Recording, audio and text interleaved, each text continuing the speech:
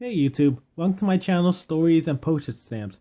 Today I got a great first video / story in store for you. But first, here's a little background. My name's Chris, I'm 20 years old, and I'm in the Air Force Reserve. I'm an E4 senior airman, and whenever I tell people this, it always seems that they have a bunch of questions for me. And honestly, I love answering and talking to them about it, because I remember when I was in their shoes, wondering whether I wanted to join the military or not. I always had a bunch of questions on my mind. And something I specifically remember always wanting to know more about was the first night of basic training. But first, before I continue, let me just make this one quick statement. Basic training is the most fun you will never want to have again. Honestly, it's a great experience. I love the people I made connections with, but there's no amount of money that will ever convince me to live through it again.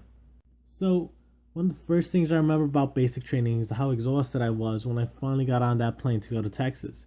You see, prior to that, I was down at the base filling out last minute paperwork for my recruiter, and it really sucked because, it was a bunch of waiting around and it took forever to finish up. So when I finally got on that plane, I told myself, let me relax, let me chill, let me enjoy these next few hours because these next 8 weeks of my life are gonna suck. But I was way too nervous and too tense to even think about relaxing or sleeping or doing any of that stuff. So before we get to San Antonio, the plane has a layover over at Fort Worth, and it's a couple of hours long, so I end up waiting by the gate waiting for the plane to depart. Now while I'm doing this, along comes this group of military personnel. And of course, I'm watching them, I'm looking at them, and I'm thinking, wouldn't it be great if one of these guys were my drill instructors so I can just go up to them and introduce myself? And I get the bright idea to do exactly that. So meanwhile, I'm going up to them and I have this big dumb smile on my face. And suddenly, in the back of my mind, this light pops up and it says, hold up, this is a terrible idea. They're going to scream at you. They're going to drill you right here in the middle of everybody. Abort, just turn around right now. So I quickly spin around and I walk away and I just glance back and I know they notice me because one of them gives me a look like, yeah, better stay away. So it's 11 o'clock at night and I finally arrive at San Antonio, and the minute I step off the plane, I'm already being yelled at by a guy in uniform telling us to hurry up, get off the plane, go down the corridor, and join this other group of trainees that are by the entrance of the airport. And there's a bunch of trainees. There's like 100, maybe 200. And once we get there, we're told to sit down, shut up, and listen. And they start splitting us up into groups. Now, every so often, these groups get chosen to go on these Air Force buses. They're school buses, but painted white and have Air Force written on the side. Anyway, the entire process is really nerve-wracking because you never know what group is going to get to go next. Like the group in front of you goes, then the group next to you goes, and the group behind you goes, and you're thinking, okay, when is it going to be my turn to go? So finally, my group gets chosen to go, and this wave of relief just gets thrown on ya. But then you realize, oh no, this is when it gets real. This is when it begins. So you get on that bus, and you get ready for the most uncomfortable and longest bus ride of your life. Alright, now let me tell you, a lot of people have no idea the amount of paperwork you gotta do on that first night of basic training.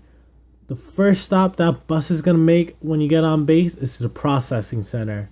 And you're gonna be stuck there for hours on end. You're gonna be yelled at, you're gonna be giving all these forms, and you gotta listen carefully to how to fill each one out specifically. And you're just gonna be exhausted because by now you've been up for 17, 18 hours and you're just grasping onto the little bit of energy that you have left because you're so scared of falling asleep, because if you fall asleep, your life is gonna be hell. Anyway, once you get all that out the way, the next and final stop is a dormitory. Now I remember pulling up to my dormitory, everything's silent, no one's talking. It's so dark outside because it's 3 in the morning, and in the middle of the patio, I see the silhouette of a single man in a campaign hat. And as we stop, he slowly starts walking towards us. He gets on a bus. He he looks all around and he says real smoothly, "You have 10 seconds to get off my bus." So, the next thing I know is that we're all rushing to get off the bus. But then suddenly, like out of the shadows, completely out of nowhere, all these other MTIs appear and start yelling at us. And it is scary because none of them were there when our bus pulled up. They must have been hiding in the bushes or behind the corridors or whatever. But they just completely appeared out of nowhere. And we're getting yelled at, told to hurry up, line in a group, and shut up. And then they start playing with us this game. It's called Drop Your Bags, Pick Them Back Up, where you basically drop your bags and you pick them back up again. And we kept doing this for like an hour until they finally led us to the dormitory upstairs. So each dorm in the building is set up exactly the same way. You have two bed areas, A bay and B bay. You have a day room, and you have the latrines where you have toilet stalls, sinks, and of course the shower area. So once we get to the shower area, when our MTI is giving us a tour, he tells us, "Hurry up, get naked, get in showers." And everyone around me is just stripping off their clothes. Meanwhile, I'm just like, hold up, what's happening? What just happened? This went from 0 to 100 real quick. Because you see, up until that point, I've never gotten naked, let alone took a shower with anyone else in my life before. So I was like extremely out of my comfort zone. And I was at a crossroads here. Do I just stay like this with my clothes on? Or do I just say, forget it, let me get over this fear, let me take my clothes off and join everyone else in the shower? Of course, I didn't want to make myself that guy. I didn't want to lose the game that early on. So I just took my clothes off and joined everyone else in the showers. And eventually, I got over my fear or insecurities or whatever they may be. And once those showers were done, we get to my favorite memory of that first night of BMT, and that is bedtime. You see, a lot of people always say that they had such a hard night sleeping that first night of BMT. But me, after being awake for like 22, 23 hours, the minute my head hit that pillow, I was out. I knocked out immediately. And honestly, I can say that was the best sleep I've ever had in my life.